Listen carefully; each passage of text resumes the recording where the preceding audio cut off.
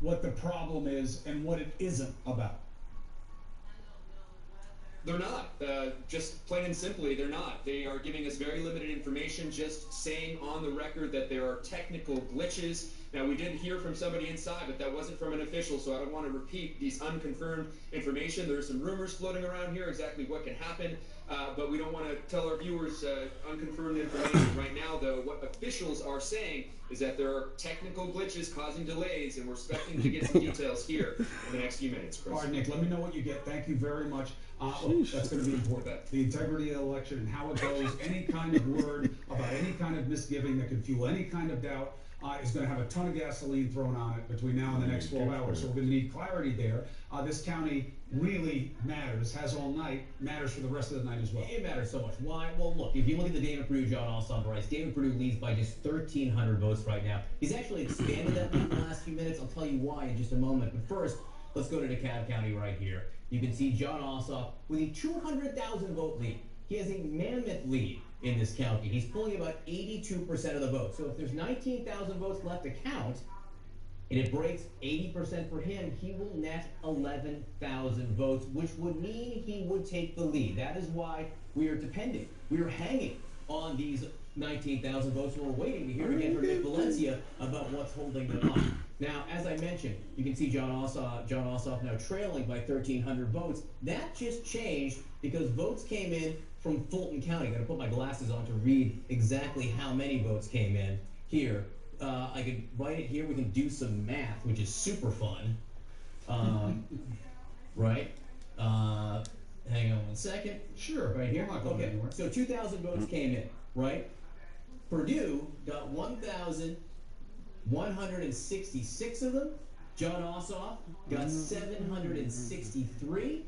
That means the percent of the votes that came in were about 60 for Perdue and about 40 for John Ossoff. Now, you're going to say, well, wait a second. This is Fulton County, one of the most Democratic counties in the state. True. But these could be Republican precincts. Don Lemon, who lived for years in the Atlanta area, can tell you there are Republican precincts in that area. David Perdue did better. This is why we're not calling right now the state, despite the fact that we think that most of the vote remaining, or much of it, is Democratic, and that John Ossoff very well could take the lead soon. We just can't call yet because we have to see these precincts come in. All right, so we'll be watching it over here. Don, I come over to you right now. You were talking about the experience of being in there, and obviously the representation of the African-American vote today is going to be a huge part of the headline story. It's not over yet, but they've already made their stand. Yeah, and I have the perfect person to talk to about that, Chris and John. I want to bring in now newly elected Democratic Congresswoman Nikema Williams of Georgia. She's also the chair of Georgia's Democratic Party, also picking up Congressman John Lewis, the late Congressman John Lewis's seat, the 5th District of Georgia. Thank you so much, and it's good to see you. Congresswoman, votes are still being counted. How are you feeling about your chances right now? I feel great. That's why the only reason that I'm up at 1 a.m. talking with you tonight.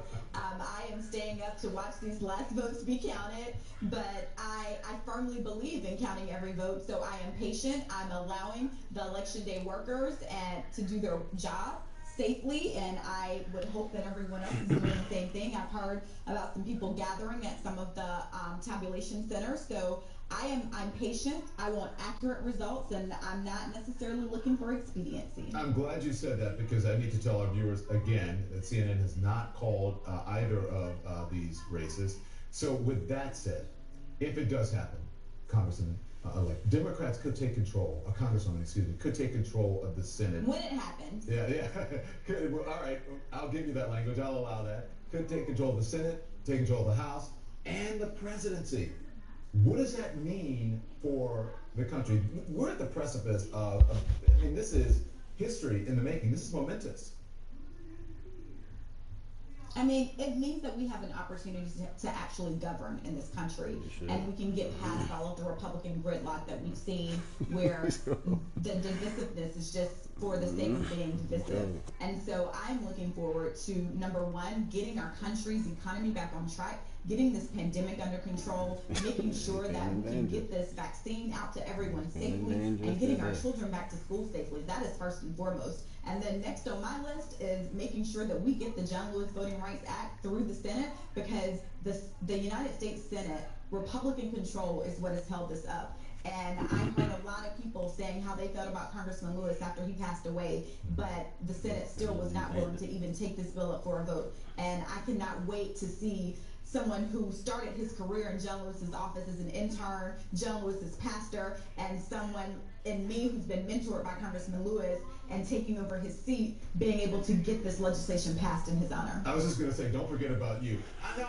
got to ask you this because in 2006 or whatever, I was in Chicago, and I saw, or 2004, I got to see the rise of Barack Obama.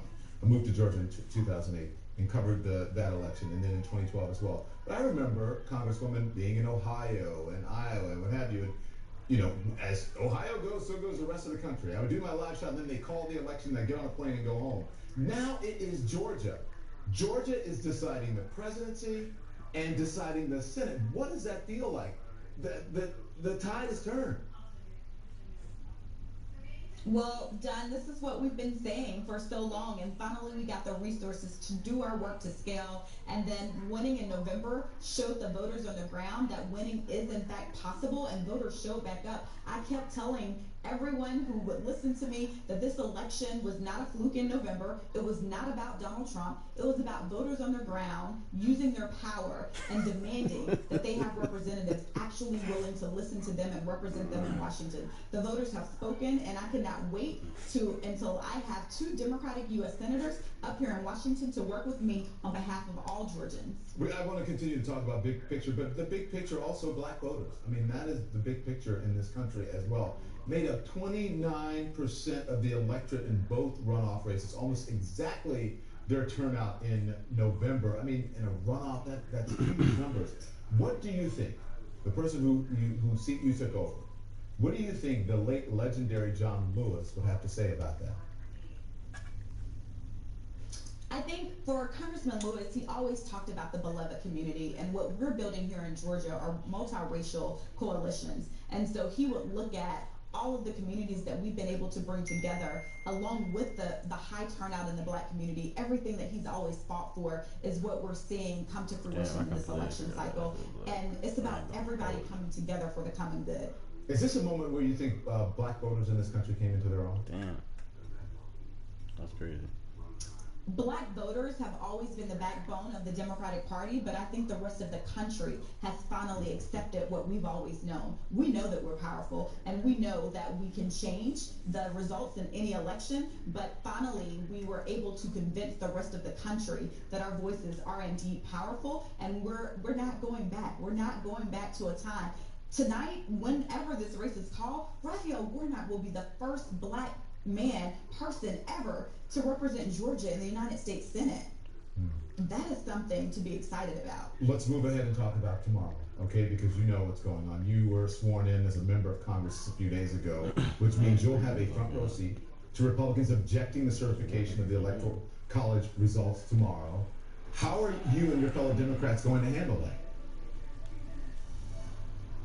So I am prepared because I have heard that Georgia is going to be one of the states that they're going to contest. On the day of my swearing in, there was some shenanigans on the floor where they were trying to see if they were going to seat the members from the states that they were contesting. And now here we are, and tomorrow is up, and I will be ready to defend our democracy and stand there in honor of Congressman Lewis and fight to protect the votes of everyone who turned out and cast a vote in this historic election cycle. So the Republicans, this is beyond partisanship at this point. This is about patriotism. Are you willing to uphold the Constitution, the oath that you took to uphold our